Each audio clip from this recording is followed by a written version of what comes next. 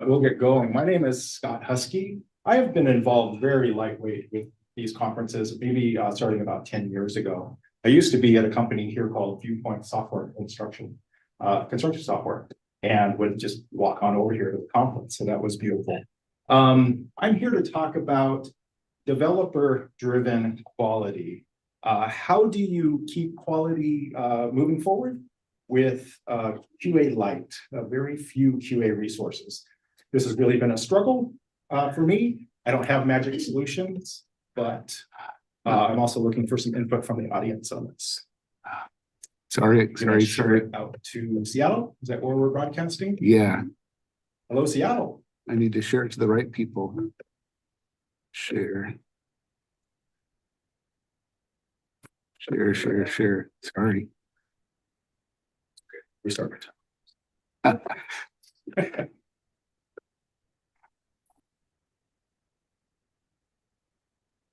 Try to hit the button. There we are. Okay. I want to talk. This is basically the outline of my talk. This is why I think I can keep it in under 7 minutes. Talk about QA team size and structure, and for QA Lite organizations. Give you some examples from my experience of some wins, some challenges, and some plans for the future. To start off with, the company I work for is ZeroFox. They are an East Coast company. Most of our developers are actually in Santiago, Chile. We have about 100 developers, broken up into 4 divisions. We do Agile, probably about 15 teams, 4 to 7 developers per team with a product owner thrown in there.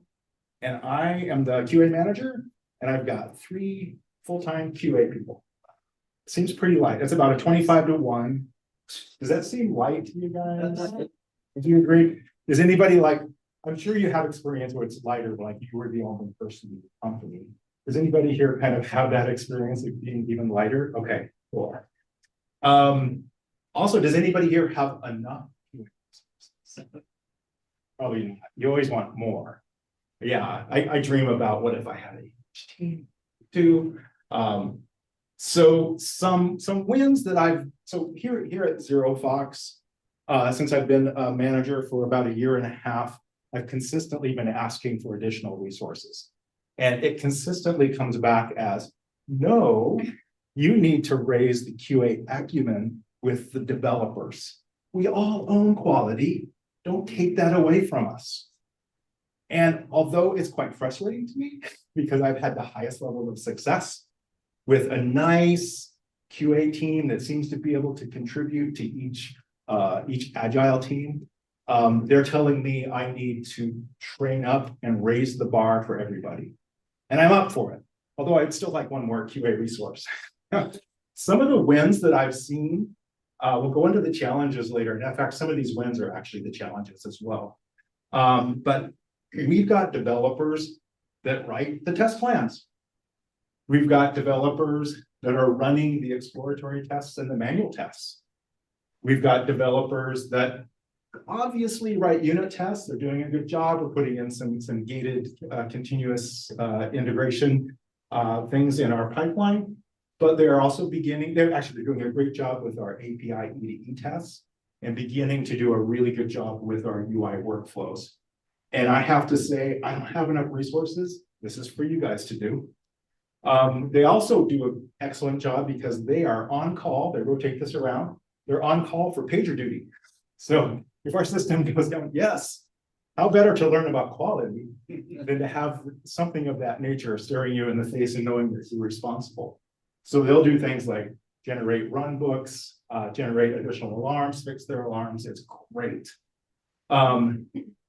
We were at a tech review this week, and I heard a senior developer articulating usability issues in terms of cost and time savings.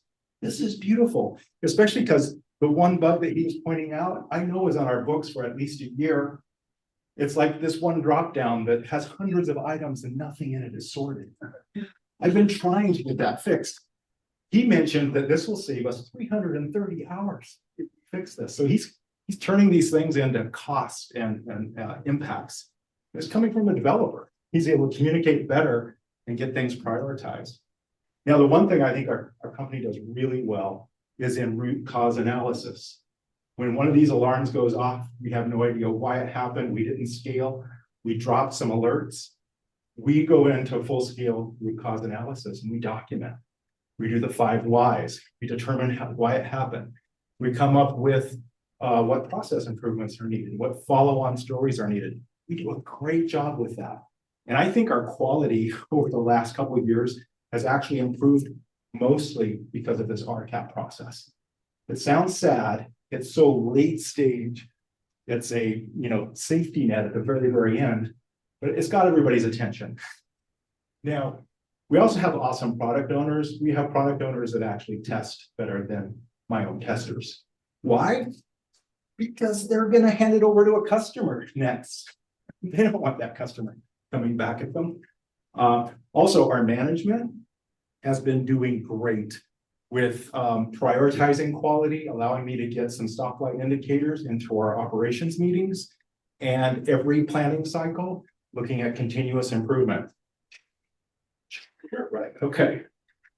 Some of the challenges, these were in some of the wins as well, but developers writing hopefully better test plans. They're not the best test plans coming from a developer. Developers might want to test their own code. They may not have the QA mindset. I know there's a bug in here somewhere. If I just keep testing it, they'll stop at some point. We can also help train them on their EDE tests and workflow tests and have them improve improve in those areas as well.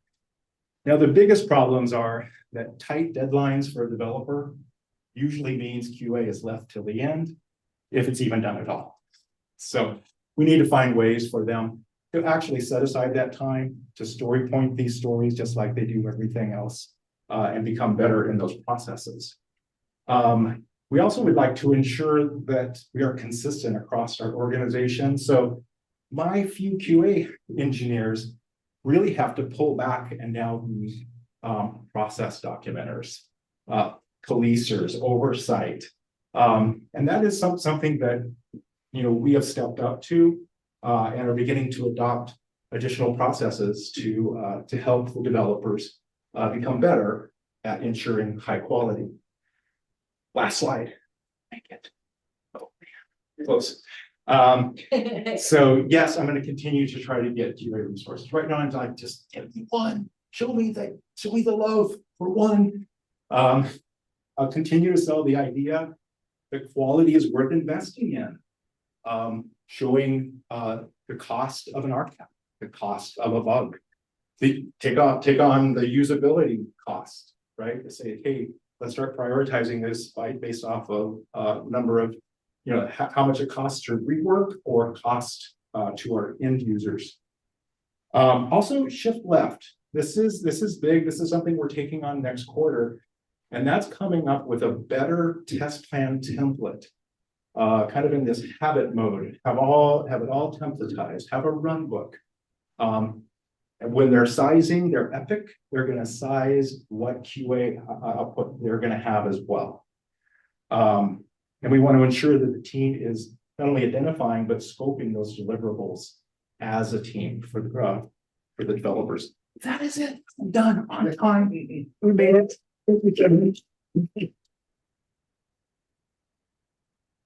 Yeah. I am almost. I know my speech was. Yeah, so now we have the moment that you've all been waiting for, our last talk. And we saved the best for last. We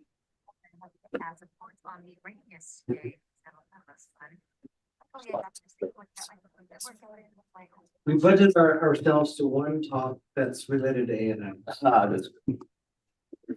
Stop